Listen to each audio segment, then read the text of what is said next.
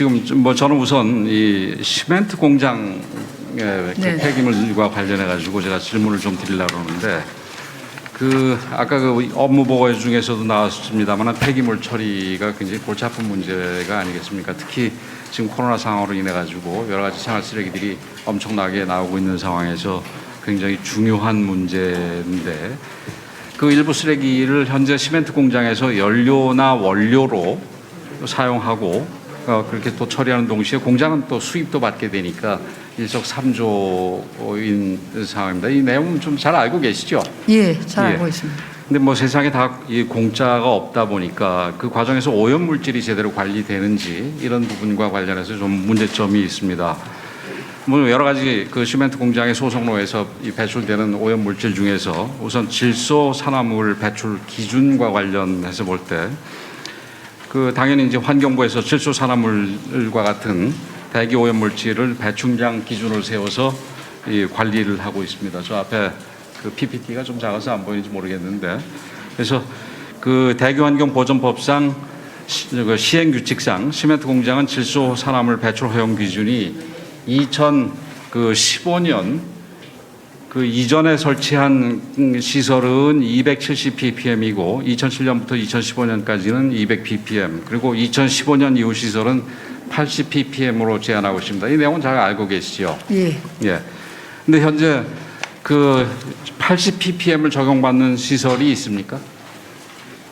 예, 없습니다. 없지요. 네, 15년 이후에 설치된 시설이 예. 없기 때문에 없습니다. 그 이유가 이 기준을 피하기 위해 가지고 시멘트 공장들이 연식이 오래돼서 새로 해야 됨에도 불구하고 새로 이 신축을 하는 대신에 전부 개축으로 진행이 됩니다. 그러니까 지금 그 뭐 거의 대부분이 270ppm을 적용받고 있습니다. 근데 이게 2015년 이후에 80ppm으로 한 건 다 이유가 있어서 그런 거 아니겠습니까?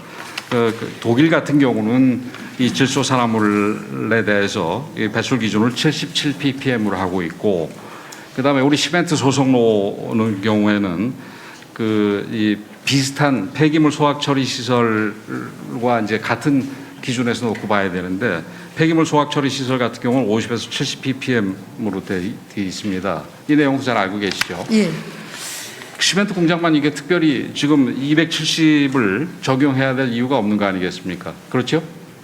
장관님 어떻게 생각하십니까? 네, 이게 이제 해외 제가 질문을 마저 드릴게요. 예. 이런 상황에서 지금 이 연도 기준으로 할 게 아니라 지금 앞으로 그 온실가스 중립 뭐 탄소는 아닙니다만은 이 계속해서 우리가 기후 환경 변화에 대응하기 위해서는 대기 환경을 개선시켜야 되는데 그 중에서 질소 산화물도 굉장히 중요한 부분 중에 하나니까 이 기준을 이제 좀 현실적으로 바꿔야 되는 거 아니겠습니까?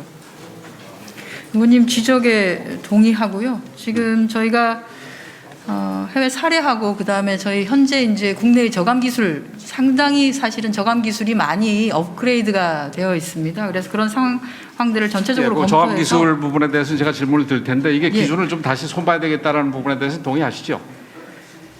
예, 예. 검토를 해야 된다라고 하는 거에 동의합니다. 예, 네. 알겠습니다.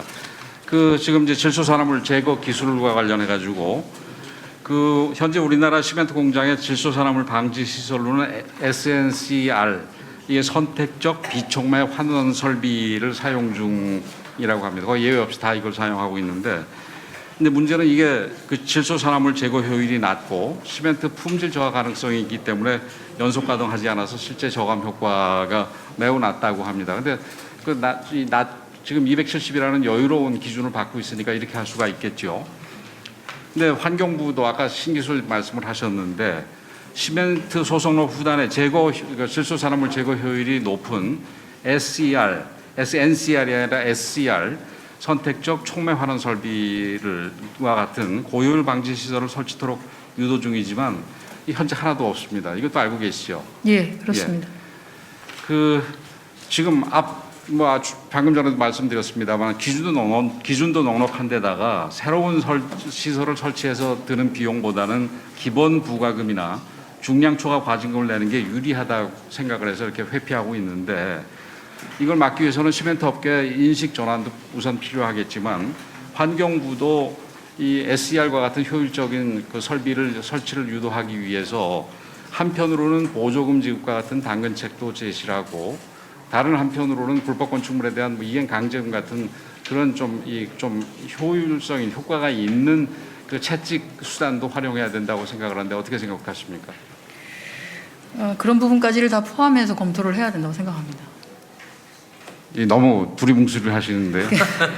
위원님이 지적해 주시는 부분을 너무 정확하게 의원으로 질의하실 때 해주셔서. 장관이 그렇게 답변하시면 혼내셨을 것 같은데.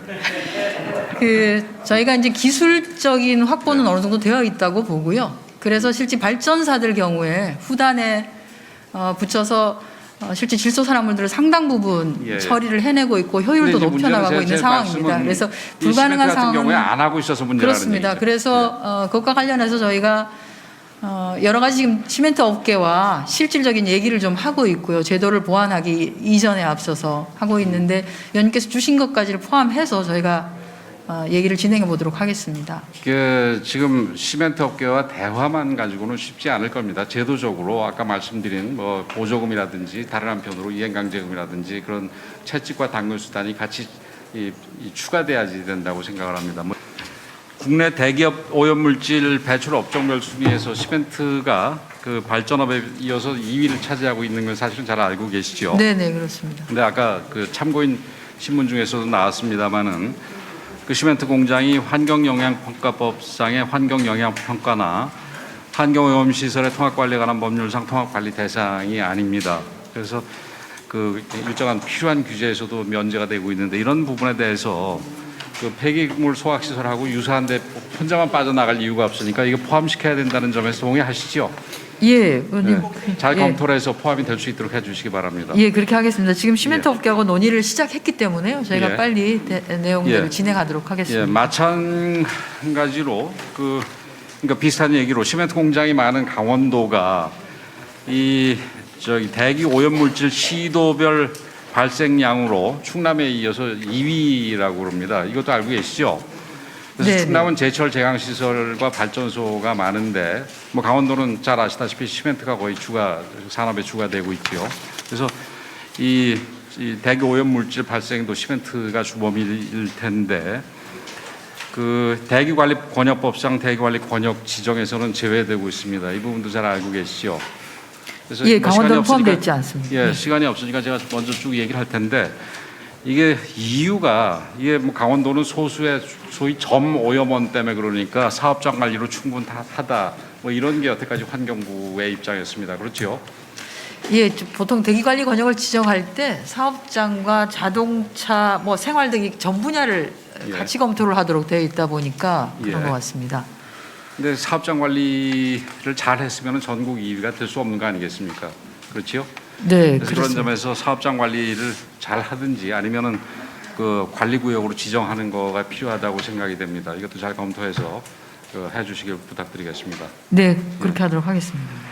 그리고 아까 저 참고인 신문에서도 뭐 비슷한 부분이 나왔지만 이 폐기물을 소각해가지고 그 이제 내용 그 결과를 가지고 시멘트 원료 중에 섞어서 쓰지 않습니까? 네. 그래서 그 전에 그 폐기물에 대해서 중금속 함유 부분에 대해서는 여러 가지 시간을 두는 것 같은데 그 실제로 이 소각재가 시멘트에 섞여서 들어간 결과물인 시멘트에 중금속이 나오는 부분에 대해서는 국립환경과학원의 시멘트 제품 분석 결과를 통해서 이렇게 확인을 하고 있지만 거기에 대한 규제는 없는 것 같아요. 그렇죠? 예, 계속 저희가 체크만 하고 있는 상황입니다. 네. 보면은 뭐 저기 표에도 나오고 있습니다만 남은 이게 폐기물을 사용하지 않은 시멘트와 폐기물을 사용한 시멘트 간의 비교를 해볼 때 남은 3배가 넘게 차이가 나고 구리 같은 경우는 무려 62배나 차이 나고 비소가 2.6배 등 여러 가지 중금속들이 굉장히 많이 들어가 있습니다. 그래서 이런 부분에 대해서 그 시멘트 업계에서는 콘크리트에 일단 들어가 가지고 이게 굳어버리면은 이게 용출이 되지 않는다는 입장인데 요즘 잘 알다시피 노출 콘크리트로 인테리어를 하는 경향도 있고 그렇지 않다 하더라도 시멘트가 언젠가 부서지면서 이 중금속들이 비산이 흩어질 텐데 이 부분에 대해서 규제가 필요하다고 생각이 드는데 장관님 생각은 어떻습니까? 이제 가능하면은 자재 중에 저런 이제 중금속 성분이 적으면 적을수록 좋을 거라고 생각합니다. 이게 이제 저희가 이제 용출 실험을 주로 하고 있는데 비를 맞거나 해서 이제 그 녹아나는 실험들을 주로 하고 있는데 말씀하신 것처럼 설치를 하거나 아니면 나중에 해체를 할 때는 뭐 건조한 상태에서 거의 해체가 되고 하기 때문에 그 가루들을 마실 가능성도 좀 크긴 하거든요. 그래서 저것들은 좀 다른 나라의 사례나 이런 것들을 좀 살펴서요. 저희가 그 기준들을 좀 설정하는 방법이 있을지 아니면 어떤 방법이 가능할지를 한번 살펴보도록 하겠습니다, 의원님. 이 중금속 부분 같은 경우는 다른 나라 사례를 충분히 살펴보시되 우리가 지금 모든 면에서 세계에서 선도국의 입장에 있으니까 다른 나라에서 예가 별로 없다 하더라도 이런 부분은 우리가 선도적으로 중금속 기준을 설치하는 것도 우리가 생각해 볼 필요가 있다고 생각을 합니다. 뭐 시간이 많지는 않아서 오늘은 이 정도로 질문 마치도록 하겠습니다. 수고하셨습니다. 네.